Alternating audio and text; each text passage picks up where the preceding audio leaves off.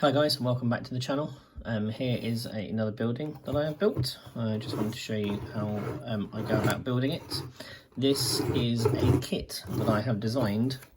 It's an MDF shell with foam and wood and everything on top of it.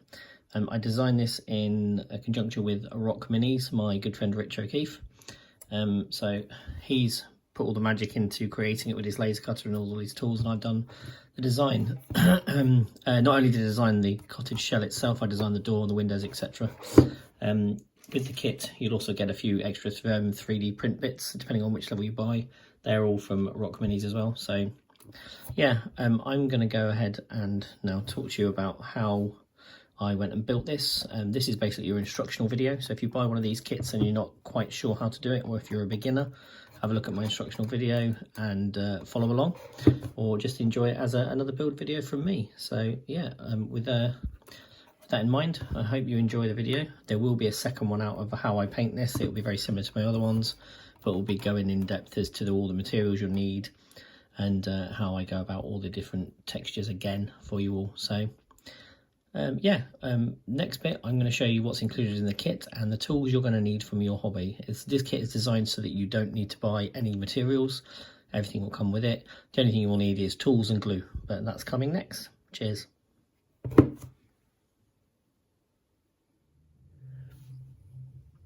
Right, here we have the complete cottage kit from Rock Minis. The reason I'm showing you this is because, well, I designed it in conjunction with Rich over at Rock Minis. I'm quite pleased to bring this to you, show you how to build it and how I'm going to go about painting it.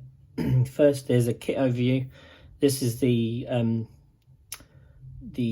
largest kit you can buy. You can get just the frame, or you can buy varying bits. This is the kit that includes absolutely everything. So let's go through, see what's in it. First of all, we have some lovely 3D printed sconces. So we've got some flaming sconces for the walls. We've got some candelabra for the walls, and we've got some extinguished sconces for the walls. So flaming torches and sconces, etc. So you get 5 sprues of those to go on. So plenty of spare. You'll only have a couple outside the doors and maybe one outside a window or something. So we've got those. You have multiple layered doors. You get one door with this kit. You get multiple layered windows. The windows are extremely detailed. I've showed these on my Instagram already, but you'll see they're quite detailed. They're nice and layered. You get 5 of these in the kit for each of the window holes that are in the kit.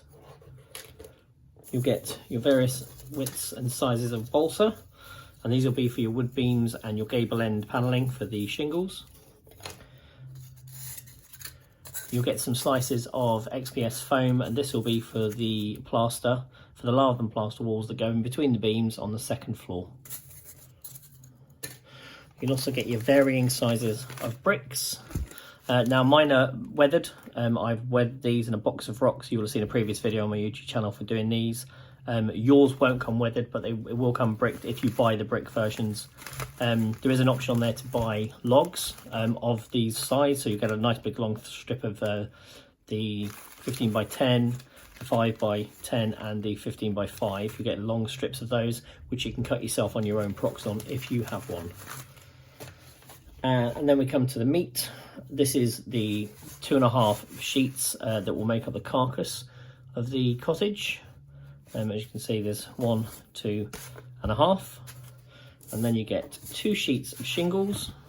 Obviously they stand out for what they are, they're shingles, and you get 1 sheet of card.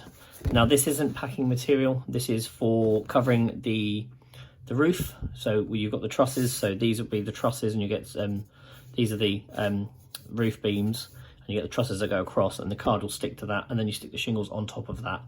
It's to save wood, really, save wastage and stuff. So yeah, okay, I'm gonna now get into building this, and I'll bring you back in a second.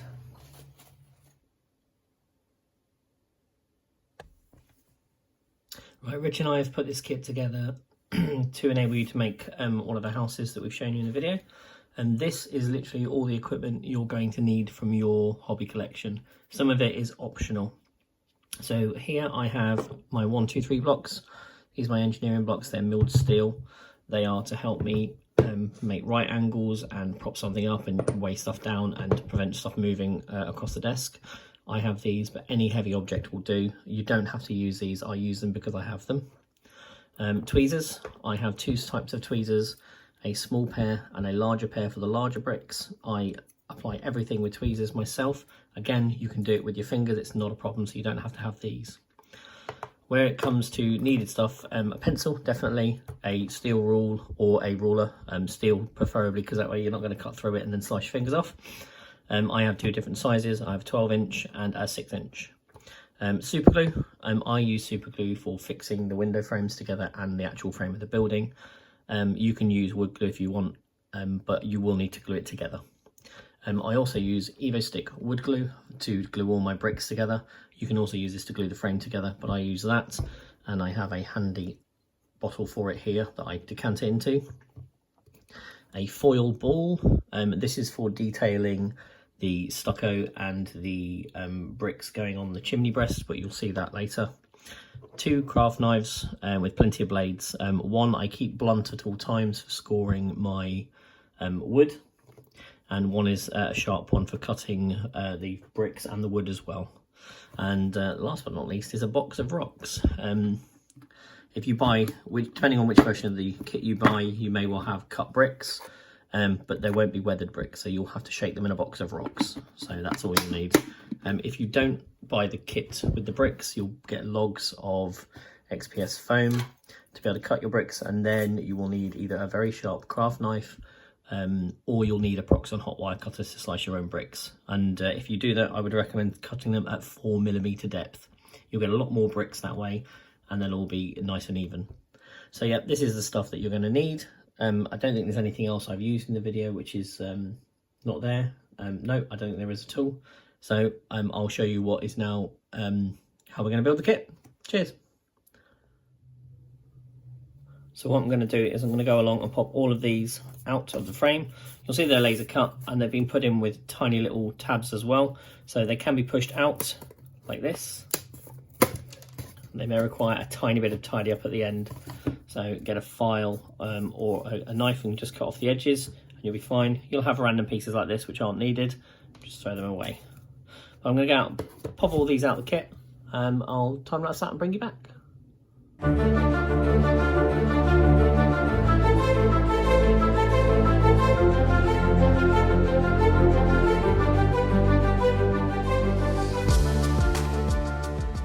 Right, here we have the kit all punched out of the sprue. For this part, I'm going to dry fit. You don't always have to dry fit, but I'm going to test it and dry fit it all together to make sure I get it right before I commit any glue to it. I'm going to help myself by using some masking tape around the edges. You can use any masking tape. I just only have my Tamiya on me at the moment. I do wish I had some thicker stuff, but I've only got Tamiya. So with this kit, you'll also notice that when you see it on the frame, all of the pieces have lettering on them. So you build it in the letter order, so A, B, C, D, E, F, G, H, I. There is no J because it looks very, very similar in such a small font. There's K and L. So if you don't see a J, don't worry, there isn't a J on here. Just continue following the alphabet. So we'll go from A to B. So here's a piece with an A on it, and there's another piece with an A on it, and they go together in the corner. These builds are all designed to have the letters on the inside of the build, so you do not see them on the outside should you leave it bare for any reason. So I'm going to assist myself by putting some masking tape on these corners to help me keep it together while I'm dry fitting, and I'll probably do the same while I'm gluing it up as well, to be honest with you, because it helps it keep it nice and together. This is one extra step you don't have to do, but I would recommend always dry fitting your laser cut kits before gluing. That way you don't get anything wrong and you know where everything goes. So I'm going to continue to do this, and you can follow me along on the time lapse, and I'll play some lovely music for you all.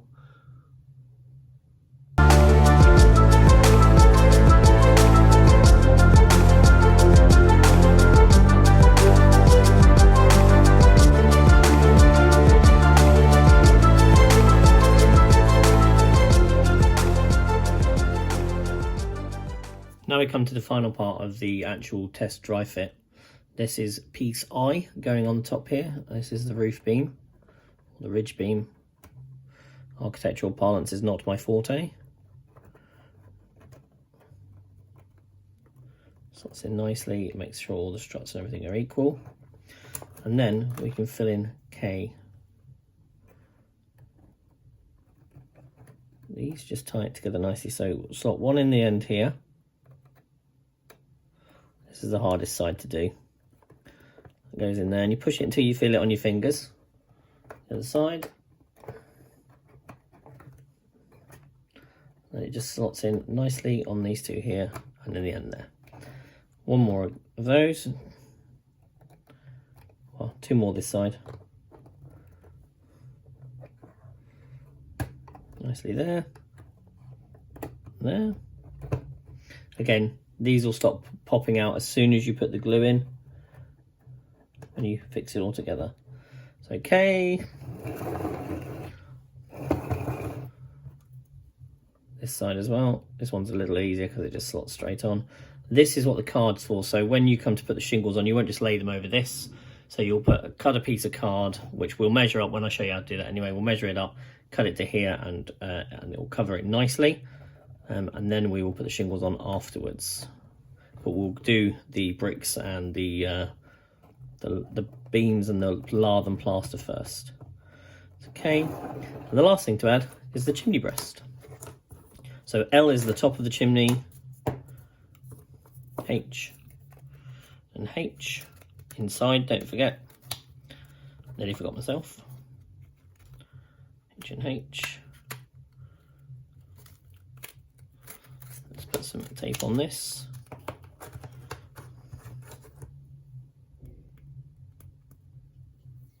Keeps it all together. So with this, there will be 3 buildings to start with.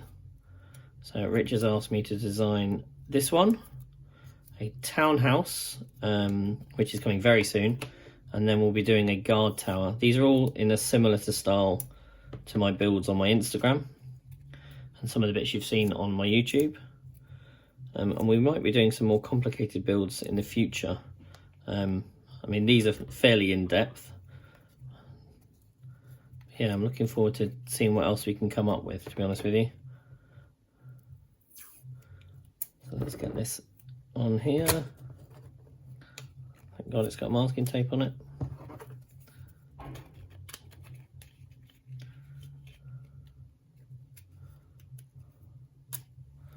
Right.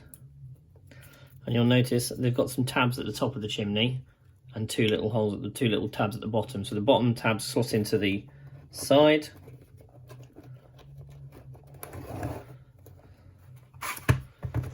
Let's turn it on its edge and you can see. There we go, they all slot in there nicely.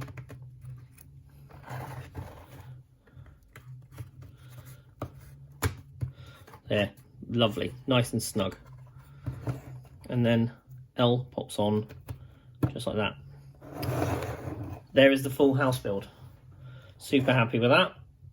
Nice and lovely together. I'll go ahead and glue this. I'm probably just going to use super glue in the corners because I'm going to be covering it with a lot of Mod Podge and glue anyway. But if you use a first time build, you don't have super glue and you're not comfortable with it, I would advise using some wood glue in each of the corners by keeping masking tape on it like I have done here. I'm pretty comfortable with this build. I'm not too worried, so I'm just going to go ahead and stick super glue down, but I will include on the, you'll see that I've included wood glue on the needed bits because we're going to need that anyway for gluing bricks on and stuff, so you choose what you think is best. Right, if you've glued your frame together with wood glue, then you're going to have to wait for it to dry a little bit. I would say about 20 minutes. In that time you can get the windows made. Now you'll get a sprue with your build with several sets of these on. 5 pieces make up one window. It's detailed both sides. You don't have to use both sides if you don't want to. You'll get the cross hatch as well as the straight hatched with your pieces. So you could just use that, those two and one of these as one window and stick it straight into the house and save the other ones for another project. But what I will be doing is popping all of these out. I'll show you how to build them. So pop these out. I literally have no use for these, but you will get quite a few. So you could, if you're making a base for your build, sorry, the build is just drying here, you could use these as cobbles for a pathway, or just use foam bricks. I've got no use for them myself. And this one is a little bit more fragile because it's an incredibly thin frame that goes around the edge of the house. So you may want to get your craft knife, just go around the edges like that. So there should only be 2 tabs on this one. There's 1 and 2, yep. There we go, and that comes out, that goes on top of there. So the thin frame goes on top of that frame, which goes on top of that frame, which makes a very nice deep leaded window with a nice bit of depth in it. These little tabs here, we'll cut those out with a knife in a minute. So what I'm going to do is I'm going to cut the other one out as well.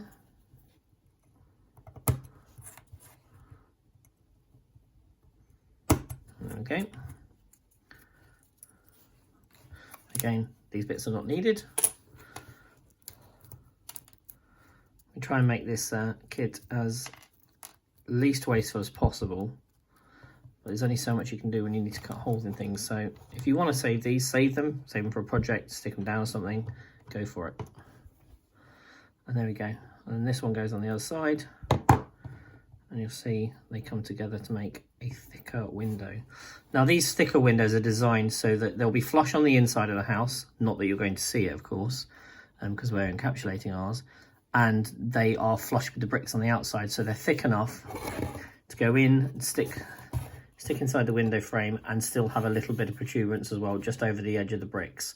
You'll see how quite thick they are and how thick the house is, see? And with the 4mm bricks going on, you'll see that they'll cope quite nicely.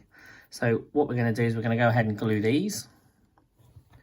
But first, we'll shave these off. So I'll just trim this up nicely and I'll bring you back in a second.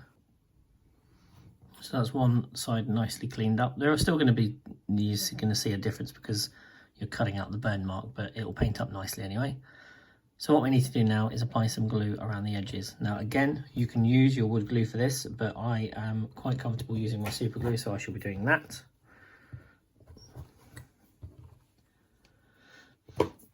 You're going to need just a simple straight edge. I tend to use my 1, 2, 3 blocks here. Gives me a nice right angle to go in the map, see? And they line up really nicely. These are 1, 2, 3 blocks, engineer's blocks. You don't realistically need them for this, but any right angle, or if you're comfortable holding it in your fingers like this, as long as you've got the 2 corners together and you're not squishing them, it will be fine. So we shall do that. But I do usually use these because I make multiples at a time and do layers. And what I'm going to do is put a tiny drop, this, in each corner. There. That is literally all that's going to need. You're not going to need to put it all the way around the edges. That's going to trickle all the way through the edges anyway. And then we turn it over the other way. Place the lead on the back. And hold it once it's in nice. This is nicely in place like that. Hold it down, and then we are going to dot it along the edges. Come on, super glue, out you come.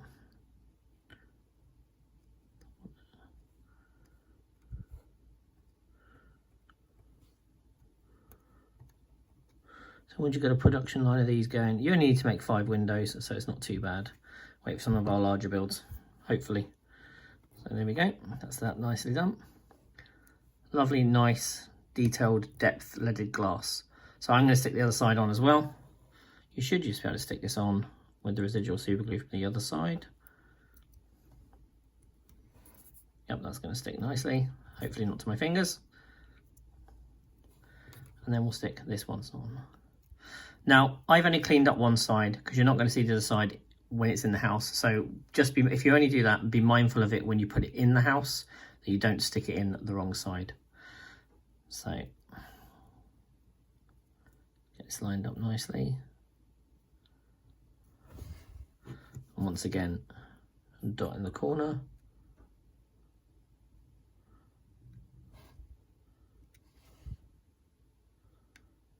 That's all you'll need. And you'll see once these are done, they slot in really nicely into the frames. They are a bit of a tighter fit than everything else because you don't really want to see gaps around them. That will go flush to the edge and it'll be lovely. There we go. Just make 4 more of these. I'll show you that actually, because you didn't see that, I just didn't take it off camera. Yeah, so they slot in really nicely just there. And they'll give you plenty of room for bricks. We're not going to stick these in yet because we're going to stick the bricks and the plaster and everything on here. And once we put the bricks on here, if we have any overhang, we can cut them off nice and easily, which is fine. And we can just cut the plaster out as well, which will be really easy. And we'll glue these in afterwards. We could also paint these before we glue them in. But I mean, dry brushing them when they're in the frame isn't going to be so much of an issue anyway. So build all 5 of those and then they're good to go. And now I'm going to show you the door. The door is also a multi-part kit. It's a little simpler than the windows. It's also designed to be double-sided as well. So again, you'll get 5 pieces of laser cut wood. These stack on top of each other. So the ones with the holes in make a sandwich out of the one without one. That gives you the impression of wood beams. And then we've got the thin card, which gives you the impression of the metallic banding of a large wooden door. And if you paint that up in black and then chip it with metallics, that'll look fantastic. And these will be dry brushed in brown. So again, it's simply a case of getting them nice and square together, putting a drop of super glue on, or wood glue again. If you're not comfortable with super glue, use a wood glue. And you can move them around a lot more, so that'll be fine. I'm comfortable enough to do this with super glue. That one's stuck there. Flip it over. Again, if you don't want to use both sides, you don't have to. You could cut another piece of card out, use that and that for a different build if you wanted to. I do it so that if I ever did it and you played inside with these things, you could see both sides. So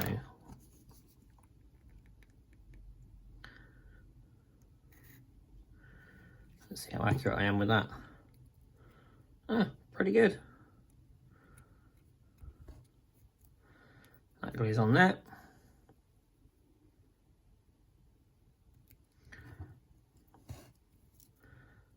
And this will glue on here. So we're just going to leave a little line across the middle and perhaps down the sides as well, actually.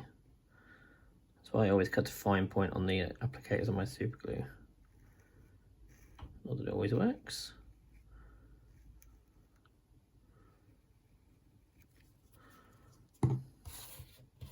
Now this is more like a paper than a wood, so just be really careful, it will stick really quickly. There we go, and voila, and you stick the other one on the other side. And that will go nicely in here. That's a lovely door once we've got the bricks on. So that's all done. My wood house is now dry, so now we'll move on to the brickwork.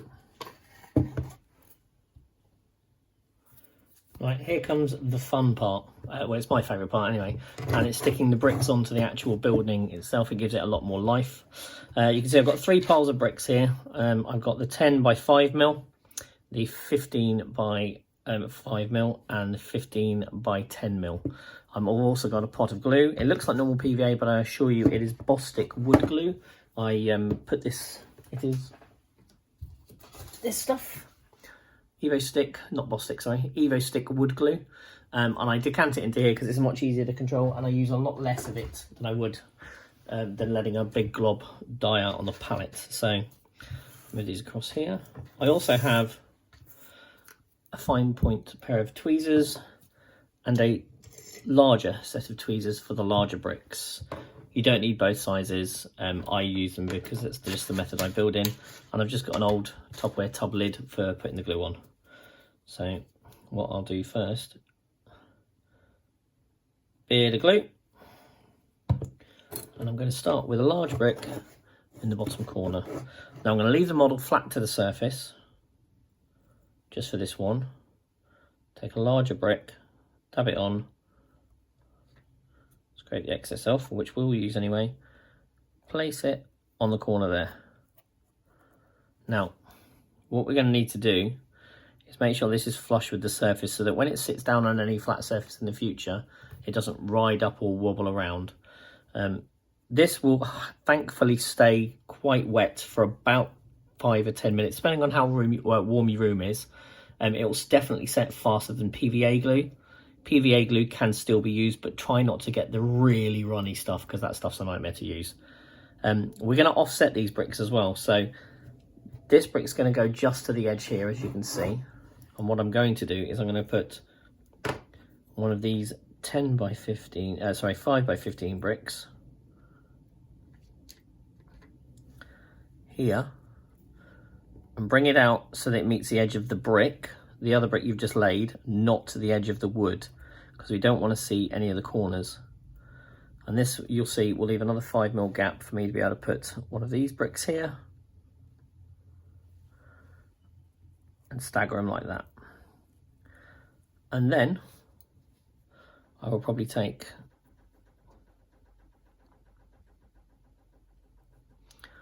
another 5 by 15, stagger it there. So that way you'll see, making sure to push down, make sure they're all flat to the surface, that when I bring it to the camera, you'll see that those bricks will overlap. Okay, now I don't do anything specific around doorways or windows usually. If it's an arch door, I will, but I'll show you that in the townhouse video when we bring that out. But for here, if you wanted to, you could take your 5 by 10mm bricks and stack them up across here, and then do a long line of these, of the 15 by 5 rather, across the top to make sure they all fit. I'm not sure what I'm going to do about that. I'd like to kind of make a feature of it, so I think I probably will do that. I'm going to fill the rest of these bricks in first. I'm going to do a short time lapse, fill as much of this as I possibly can. I'll do a time lapse on that, and then I'll bring you back while I've talked about it more, and then I'll completely cut fully once I've bricked everything up. So what I will be bricking up is this face here, this whole chimney stack, the whole stack, this face here, and this face here. I won't be going above this line here, because this line denotes the first floor, and we'll be putting a wood beam across here, flush with this level here.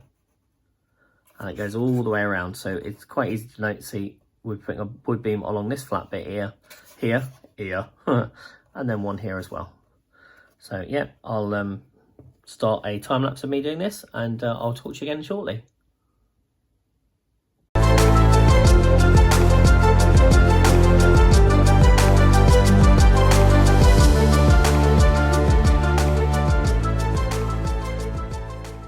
Just going to bring you back in a second. As you can see, I've done a few layers here, and we're going to run into a few problems in the corner here and here.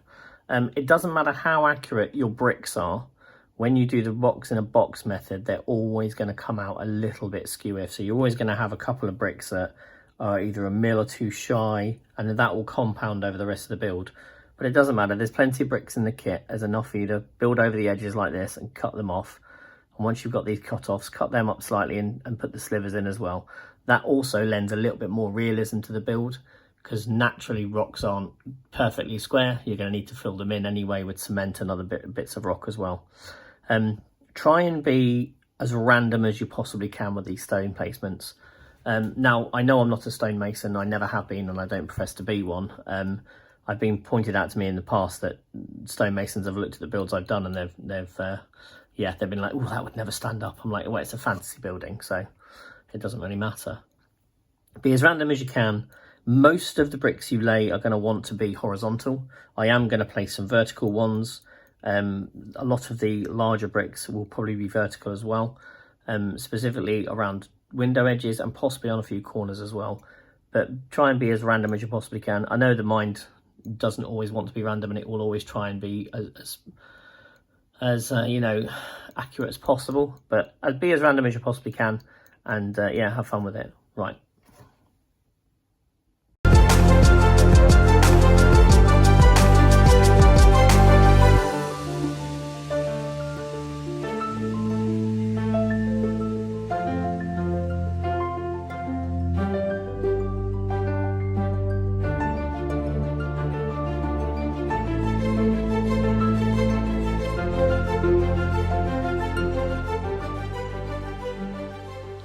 Right, that's enough of that time-lapse nonsense. I'll bring you back when I've done a bit more around here, and we'll discuss cutting up the windows and the doors with the edges. You'll need to wait for the glue to cure, but that's it's not an issue. So yeah, looking nice so far.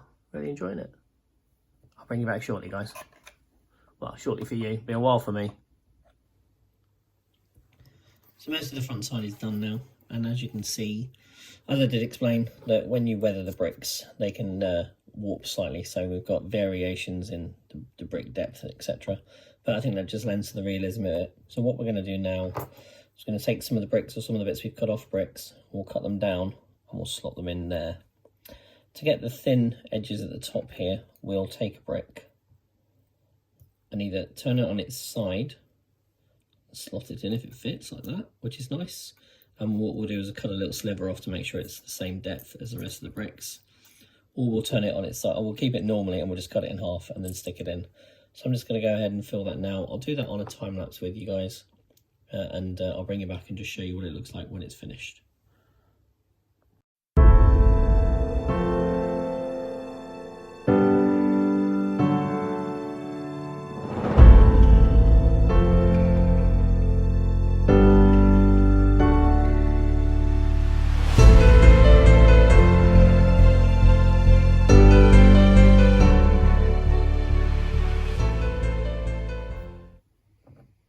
So I've filled most of them in. You're also going to come across bits like this. So what I'm going to do, I'm going to cut it down so it fits.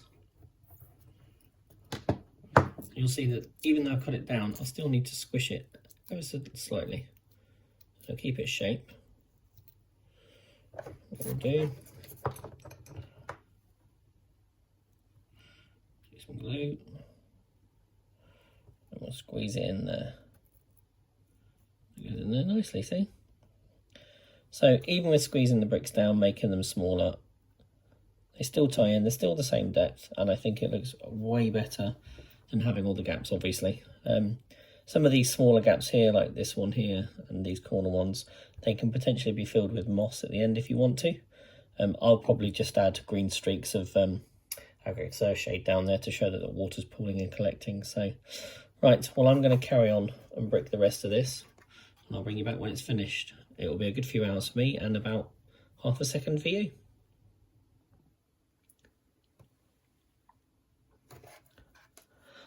As you can see, most of the brickwork has been done around the bottom side. As I said to you before, we're going to go up to the bottom of where the floor meets. I've left some bricks out there for now because I want to put the wood beams on and then butt the bricks up to them so they'll fit nicely. Yeah, the bricks are going to all the way up the chimney breast, but I've left them off for now because I think we'll knit them into, again, we're probably going to put some beams up here, down here, down here. One across here, and then put some cross members as well. So I'm going to put the beams in first, then I'll continue the brickwork. The brickwork will probably go along here, and then I'll put a beam next to it, I think. So I'm going to look at that now and see how it goes, but I'm just going to show you how I do my beams. So we'll start on the longest side. I'm going to measure the beam. You should always measure your beams and make sure you know what size they are, because they will vary because it's balsa wood, so it shrinks. So currently we're looking at roughly 5 mil. So it's 5 by 5. I think it's 4.6, but I can't really see that well. So we're going to go 5 and 5. So whatever the measurement is here, so we've got 18 and a half, or so we've got 18. So we're going to go 19 on this length. We'll cut this to 19, and then we'll texture it. And we're probably going to use a wire brush for speed, but I usually use the back of a knife. So we'll see how it goes. I may well stick to my usual build actually. So we'll go with 19. And I like to flip it over. 19 again.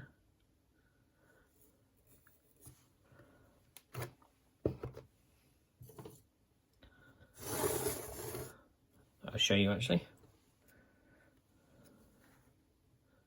19. Flip it over again. 19. Right, so I've got the mark on all four sides. Cut it down slightly. And again. And again. And then on the fourth side. And it should go all the way through. So we've got a 19. It will go on. Because what's going to happen is the long piece, the side pieces are going to be the longer ones. The end pieces will be the shorter ones. And we'll put a beam up the centre here, which will then be beveled to meet the roof tiles as well. So, right, I will bring you back in a second when I'm weathering this and I'll show you exactly how I weather it. Right, so this is how I weather my wood beams. I'm going to do a test piece here to show you. This is a fairly long-winded process, but this is the one I prefer to do. You can get a wire brush and just brush it down, and I'll show you what that looks like. Now, take my wire brush out. So I've got one of these cheap wire brushes, and we're just going to take it along the length like this a few times, and you'll see that will, if I can find the camera, impart some grain texture. The harder your wire brush, the more grain texture you're going to get. So if you keep doing this a couple more times, you're going to rub away the softwood, which is pretty much all of it. So there we go. That's a lovely texture on that now. I'm not sure if you can see that on the camera. But that will paint up lovely. I might just do that for all of this, to be honest with you. It'll save way longer. But how I usually do my wood texture is I get a scalpel and I shave off the edges of the corners that are going to be visible. So I only do this to two of the corners on these edge pieces. So the bottom and the top corner. Shave off those, right? And then to texture it, I take the back point. This is a very, very dull blade. I've kept it for ages. And I will do this. I put the blade in and I drag it down like this. And it creates deep grooves. And I find that when I apply the paint, the wash goes into the grooves and the dry brush stays on the outer edges. And it gives it a nice, deep, rich wood effect. There's quite a bit to do. And that's how I usually do my wood. You can see that's quite nice. It's quite a cartoony looking effect. And the wire brush is a more realistic effect. So I may well adopt the wire brush method for this one. So I'll bring you back in a second after I've shown you a time lapse of me doing some wire brush work and sticking it on to the build.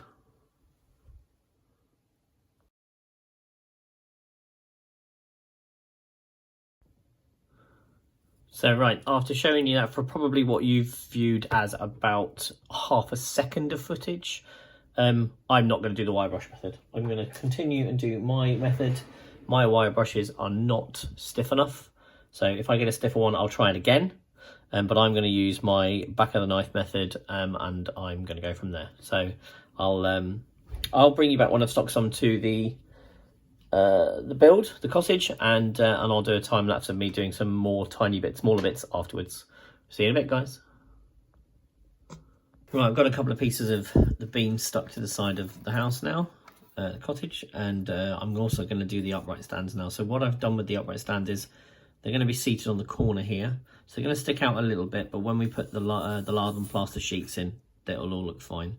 So what I've done is I've cut a piece, and from the top of this here to the top of the wood here is 45 millimeters, so 4.5 centimeters. So I cut a piece like that. And then I take my scalpel, and as you can see, I make the angle on the top of this exactly the same as this. And how I do that is by holding it steady like that there, and I run the knife along this side, make a shallow, just a shallow mark, and then cut it off. And I'm going to do multiple of those. So we're going to have one here, probably one here, one in the middle, one here, and then one on the end here as well. This will allow the tiles to come down over the windows ever so slightly to prevent rain coming on. And it'll look really nice. We don't need to put this beam at the top here, which will prevent it coming out. The tiles will come over and you won't see it anyway, so it'll look really good. We're also going to spread the sheet and the tiles out ever so slightly, because we're going to have a piece of beam going up here as well, and we're going to have the thinner sheets of balsa that you get with the wood and with the kits. These ones will be the gable ends to hide the looks of the tiles. So I'm going to weather these now on time lapse, and I'll bring you back when they're all stuck down.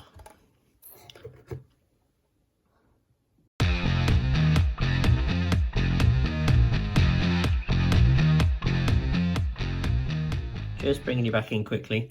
When you're weathering your pieces of balsa, bear in mind which piece is going to be hidden. So these two outer pieces here will be stuck on this corner, so we'll actually be able to see these two. The inside one here and the backside one there are going to be covered by the sheet when we stick it on later anyway. So you don't need to worry about those sides, you don't need to weather those. So we're just going to weather that one side. And this one, the ones that go along here, you'll only need to weather the front side, which is the shortest side of the two. Okay, right, I'm going to carry on with this and I'll bring you back when I've stuck some more on.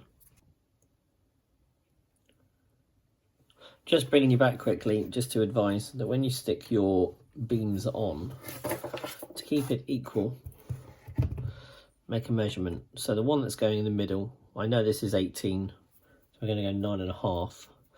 I'm going to take a pencil, excuse my arm, and measure 9.5. I'll do a couple of measurements. There we go. Then we've got the corner one goes on here, so the inside corner of that's going to be there.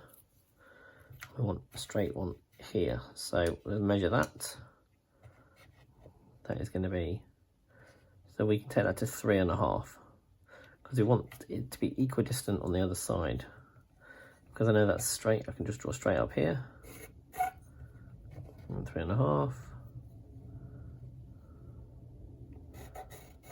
There we go. That's as near as damn it anyway, so 3.5. We'll do 3.5 this side.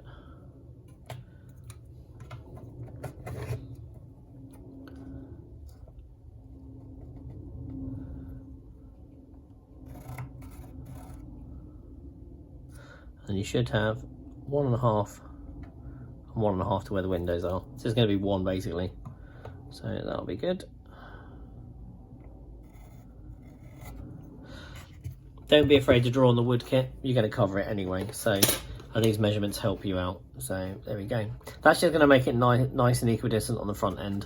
These back sides aren't going to matter so much because this is an offset window anyway. So we're just going to put some across here, there. We'll probably do there.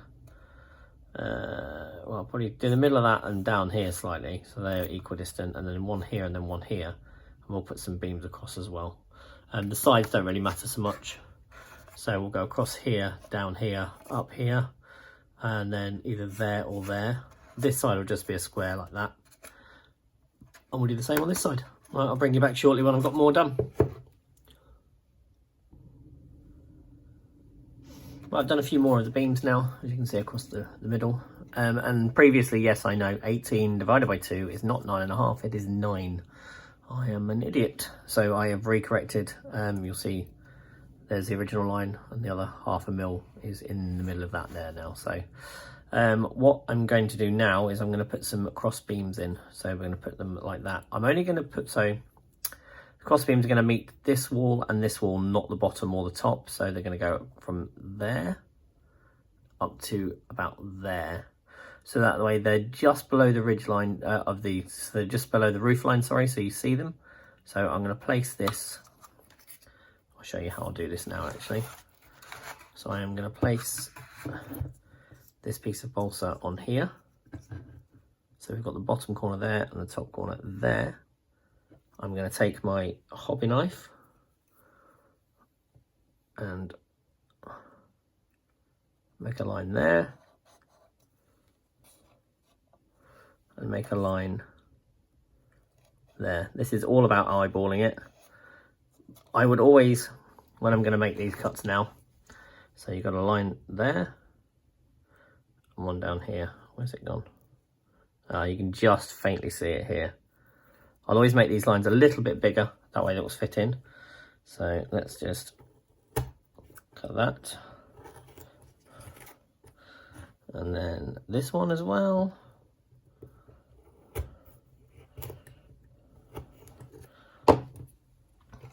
We'll see that they will fit in there, hopefully.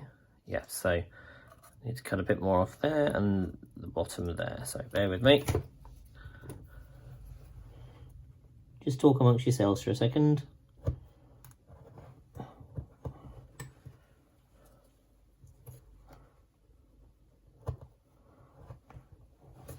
There we go. Bring this back. There. And that'll fit in there nicely. So I'm going to put one here and one going this way here. And then on the side here, because it comes down here, I'm going to go up there. So it's going to be like a wave kind of thing. And we'll do something similar on this corner as well. But I'll get this front bit done. So what I'm probably going to do is get this front bit done, then put the lard and plaster in. Then we'll do a roof section. And then once I've shown you how to do all that, I will fill out the rest of the build and we'll come back and show you the final details afterwards. So I'm going to crack on with these bits. I'll bring you back intermittently and show you how I'm getting on. But yeah, I'm enjoying this one. It's really good fun.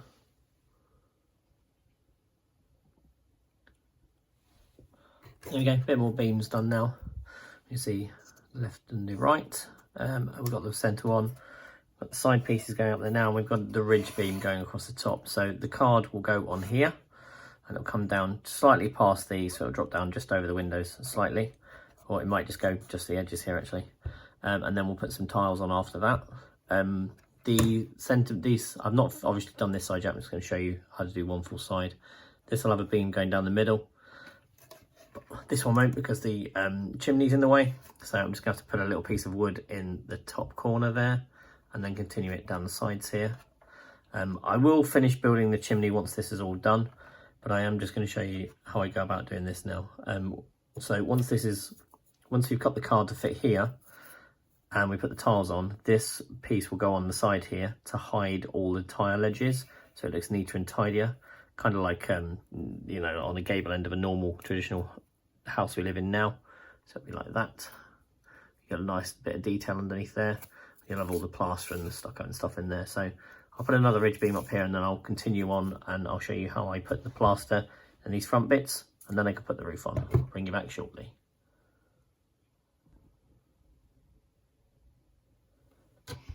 Right, let's start with some of the what Americans call it stucco, I think. I think the traditional name for this kind of stuff is lard and plaster. I just call it plaster myself. So we're going to be cutting pieces to put in here like this. So it's going to be nicely across there. So we'll do this bottom corner first. So we're going to be cutting a piece roughly 3.5 by 3.2 or 3, which is fine. We'll cut a square like that and then we'll cut a diagonally across it. But first, we're going to weather it so it looks like plaster. So here's one of the sliced pieces of XPS foam you'll get in your kit. And here is a foil ball. I've just scrunched up a foil ball. I've used it a lot, so it's slightly rounder than normal, but I quite like that texture on my plaster. And what we're going to do is we're just going to imprint the plaster like this. We'll do several rolls all over. This Styrodor really takes texture really well. It does have a compression limit, so don't press too hard because you may tear it. Just roll over the top lightly and you'll see that the compression goes in. You can even do this as well. But you see how well that picks it up. Right, I'll continue to do this and cut some and bring you back.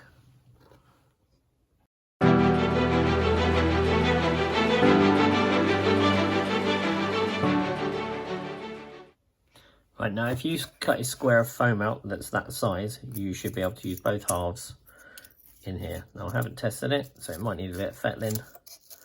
But no, squeezes in nicely.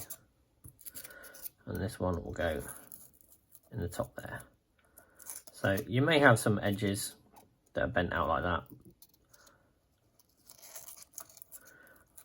If you squish the foam in, you'll be fine. So that'll be like nice like that. And what you can also do is, if it doesn't quite fit there, flip it over, try it on that one. Or even this one. No, it's not such luck. So, yeah, pop that one in there. There we go. That's how I do my foam. Some of these little gaps can be filled a little bit later on with the Mod Podge and PVA. So the Mod Podge and black coat you'll put on with the painting. But once you get all this done and you put that on top and you paint it, it will look great. Right, I'm going to crack on with some more and I'll bring you back shortly.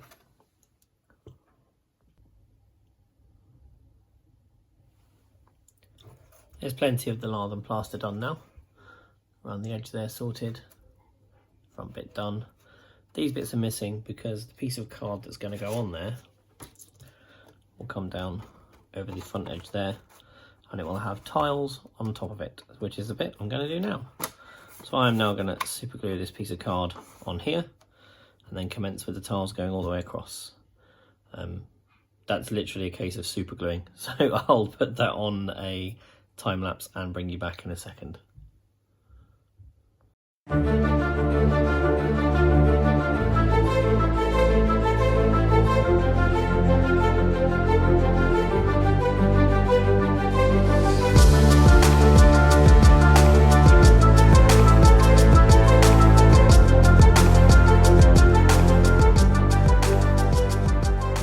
So what we do with the roof tiles is we put them on just a little bit apart like that, so they're about halfway down the sheet, and we will overlap, we'll overstep them so they're alternate, as you can see. I'm going to continue doing this, and I'll probably do this full roof, and we'll cut these edges afterwards with the scissors, and I'll come back to you when that's done. It's literally just on the edge, overlap, it's just one. It's as simple as that. So I'll bring you back in a sec and I'll show you how it all is. All the shingles are laid. I neatly cut these off the edges, so they look quite nice. We have 1, 2, 3, 4, 5, 6, 7, 8, 9, 10, 11, 12, 13, 14, 15 layers of shingles. And conveniently, your 2 sheets of shingles in this kit come with 15 strips. And you will have some offcuts like this. Save them for a shed or something like that. Put them in your bits box. I know you're going to. The next thing we're going to do is cover the eaves here. So I've already cut a piece of the thinner material. And what I'm going to do is I'm just going to cover the edges of the tiles like that, and detail the wood so it overlaps. Let's just spin this round. And there we go, it forms the rain gutters and it meets up the top there. So once you've done that on that side and that side, that is basically your build. We will build another chimney as well, but I'll bring you back to that anyway. So yeah, next time you see this, it will probably be near complete without the chimney, and I'll do that. So it's basically just following the same methods all the way around the house until you get to the stage where you're finished. And I'll bring you back to that. It'll probably be about a second for you. It'll be quite a while for me. Here we have it, one side fully complete. You see the ends here, they come over just slightly, so you've got a nice bit of detail on the edges. They're all detailed and everything, and they cut around the beam. There you go, that's one side completely. So I'm going to crack on with these 2 sides and then get the back done as well. There's not a lot to go now. So I'll be back with you when it's complete and we'll go through the chimney. Here we go, you lovely people. 98% finished, I'd say. So we've got all of the brickwork done, all the lath and plaster. The eaves have been done, I cut them around the beam. The beam is buried into the chimney ever so slightly with some just cut bricks. All of that done nicely. Even got the tiny bit of lath and plaster in there. Got a little mishap with some super glue just there, but I'll patch that up later. Around this side here as well, all done.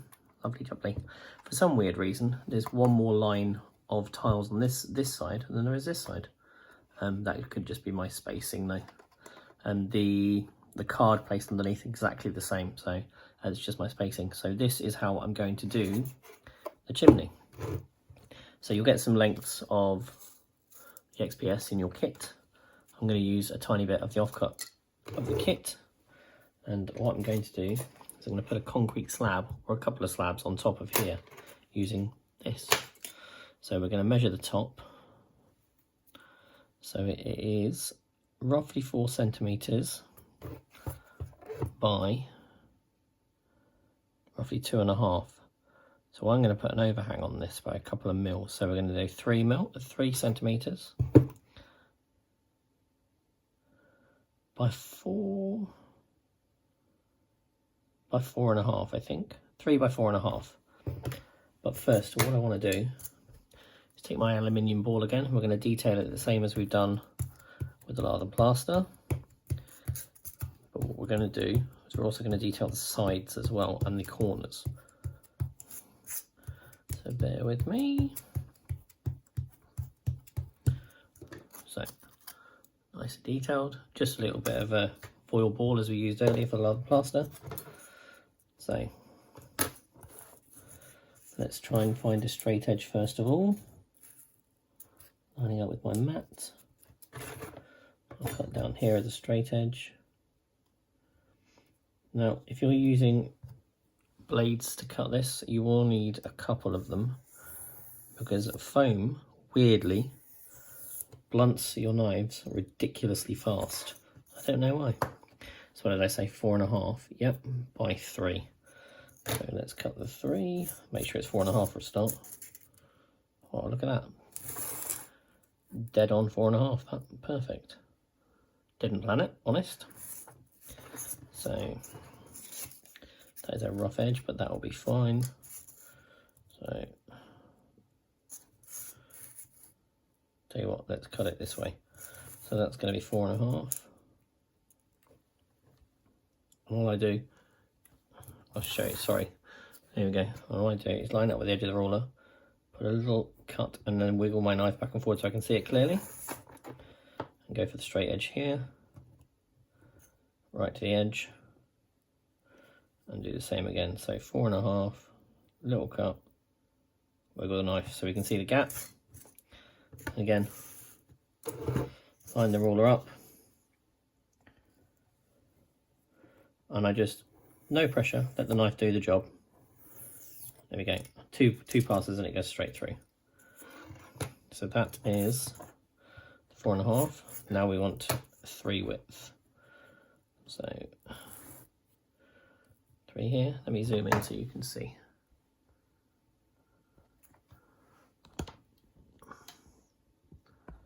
There we go. I should have done that for you earlier. Right, there's 3.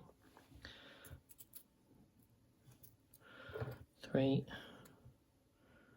Push it in, wiggle, and then 3 hit over here.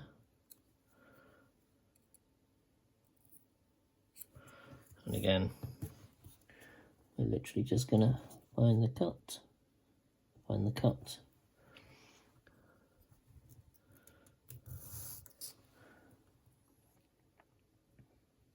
there, and then no pressure on the knife, let it find its way, and then again. Lovely clean cut. So this will be our topper. So let me zoom you back out again. We'll take a look at the chimney breast now. We're going to go up there. It's going to go on top here like this. Looks a bit weird at the moment because we've got no edges on it. So again, we're going to take the tin foil ball. Just going to round over the edges like this. You can do the bottom ones as well because this is what would happen with the concrete over time. Gives you a nice little edge. That will pick up nice little bit of dry brushing as well when we come to paint it.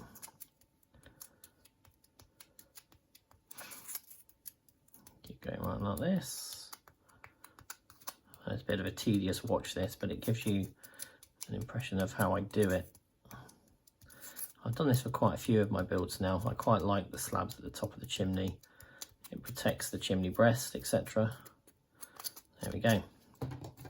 Now you could obviously cut this in half and do 2 slabs, but then I'm going to put a stack of bricks up here for the actual chimney itself. So what we're going to do is now just find that equidistant with your fingers. This doesn't have to be perfect because none of the brickwork is, let's face it. And we're just going to get a blob of the wood glue again. I'm going to put that directly on top here. Use this to smooth it around. Now it doesn't matter if there's a slight gap underneath this slab because we can use it to put some moss in when we paint it later. So depth wise, width wise, lovely.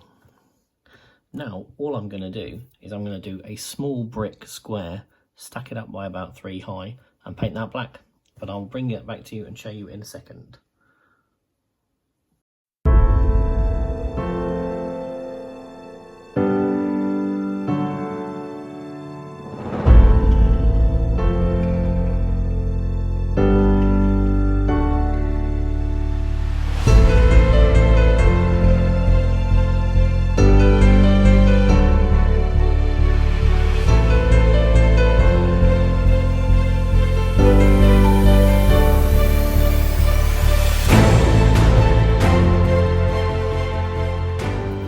There we go, one final build. There's the chimney stack all done with a nice column of bricks.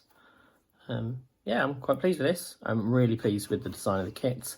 I pushed myself to design this with Rich. We really enjoyed going through the process together. We will bring out a couple more of these. There'll be a townhouse and a watchtower, depending on how we go. And we may do, after some requests, we may do some more advanced kits where we can magnetize the levels so you can pull them off and you can play inside them. These are just stock houses to show and stuff. Admittedly, you can see in the windows and everything. But yeah, really pleased with these, really pleased with it. Go and take a look at Rock Minis. He's got plenty of stuff in. He's even got Styrodur as well, so you can buy strips of that. His 3D printed stuff is phenomenal, as you'll see with the sconces and stuff. I'm not going to put these on just yet. They will come in a painting video when I do that. It's probably going to be sometime in the next week or two. And we'll put those on the walls here and here. And we will also be doing some hinges and some door handles for the doors. Rich is currently designing those at the moment. So yeah, go and take a look, guys. Hope you like it. Have a look on my Instagram. Give us a follow on there if you like. And I'd appreciate a like, share and a subscribe. Thanks very much, guys. Really appreciate it. I'll speak to you again soon.